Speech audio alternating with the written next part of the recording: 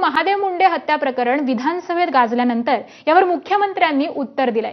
महादेव मुंडेंच्या हत्या प्रकरणात कुणालाही पाठीशी घातले जाणार नाही, या संदर्भात कारवाई केली जात आहे असं आश्वासन फडणवीसांनी ज्ञानेश्वरी मुंडेंना दिलंय। मुख्यमंत्र्यांच्या विधानसभेतील उत्तरावर आधी समाधानी आहोत, पण आम्हाला न्याय पाहिजे। आता या प्रकरणातील आरोपींना एसीपींनी तात्काळ अटक करावं अशी मागणी ज्ञानेश्वरी मुंडे यांनी दिली आहे। या प्रकरणात मुख्यमंत्रीच न्याय देतील असंही ज्ञानेश्वरी मुंडे यांनी सांगितलेलं आहे। मुख्यमंत्री साहेबांच्या तोंडून माझ्या नवऱ्याला न्याय भेटेल हे मला जेव्हा शब्द गेला की कोणालाही पाठीशी घातलं जाणार नाही, ह्याच्यावर मी मुख्यमंत्री साहेबांच्या आदेशावर मी समाधानी आहे।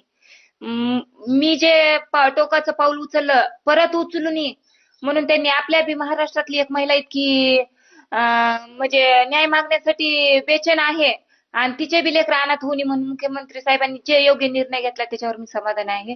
आणि एसपी साहेबांनी बी आता तात्काळ आरोपी अटक करावं आणि आम्हाला न्याय द्यावा।